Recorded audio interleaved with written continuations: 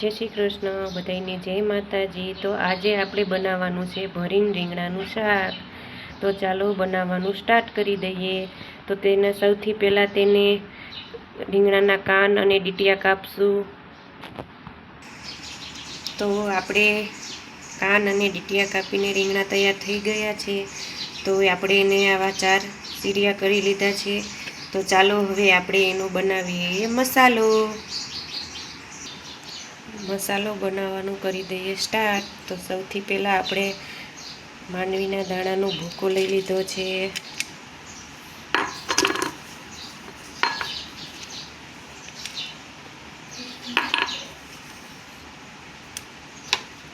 તેમાં આપણે નાખશું ચણાનો લોટ। મેં 3 ચમચી ચણાનો લોટ લઈ લીધો છે। હવે મસાલા એડ કરી દઈએ। તેના માટે સ્વાદ પ્રમાણે મીઠું લઈ લીધું છે, હળદર, ચપટી હળદર, ભેળવેલી ચટણી તમને જે કોઈ ભાવતી હોય ભેળવેલી કોરી મસાલો એડ કરી દઈશું। આપણે અડધું પાવડું તેલ એડ કરી દઈશું। તો મસાલાને સરખી રીતે હવે મિક્સ કરી લઈએ। થોડુંક પાણી એડ કરી દઈશું।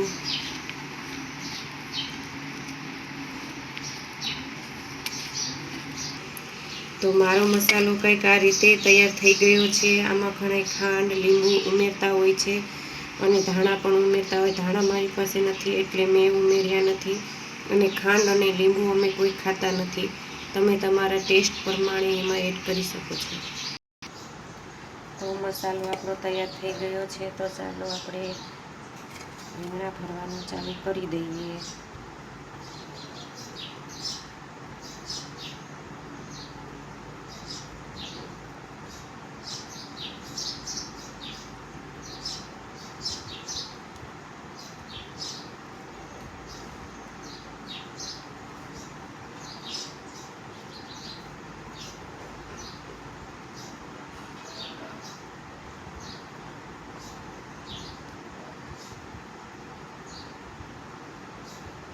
તો આપણા રીંગણા ભરાઈને તૈયાર થઈ ગયા છે। તો પરફેક્ટ મસાલા સાથે આપણા રીંગણા ભરીને તૈયાર થઈ ગયા છે। તો ચાલો હવે આપણે વઘાર કરી લઈએ। તો વઘાર કરવા માટે આપણે એક કુકર લઈ લીધું છે। તેમાં આપણે તેલ ઉમેરશું। હું તો આ રીતે વઘાર કરું છું, તમે કઈ રીતે કરતા હોય કોમેન્ટ કરીને જરૂર જણાવજો। તેલ આવી ગયું છે। આપણે તેમાં રાઈ એડ કરી દઈશું। રાઈ ફૂટી જાય એટલે આપણે એમાં હિંગ નાખશું, ચપટી, જીરું, પછી રીંગણા આપણે નાખી દઈશું તેમાં।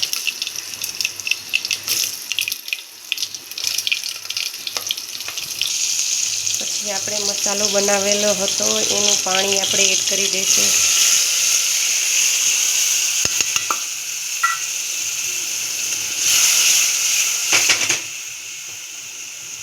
હવે આપણે એમાં 3-4 સીટી લગાવવાની છે। થોડુંક પાણી એડ કરી દઈશું।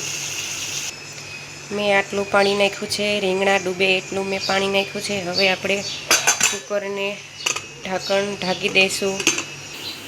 લાગે છે હવે આપણું શાક તૈયાર થઈ ગયું છે। તો આપણે નીચે ઉતારીને આપણે ચેક કરી લઈએ કે આપણું શાક બની ગયું છે કે નહીં। તો તૈયાર થઈ ગયું છે આપણું ભરીને રીંગણાનું શાક।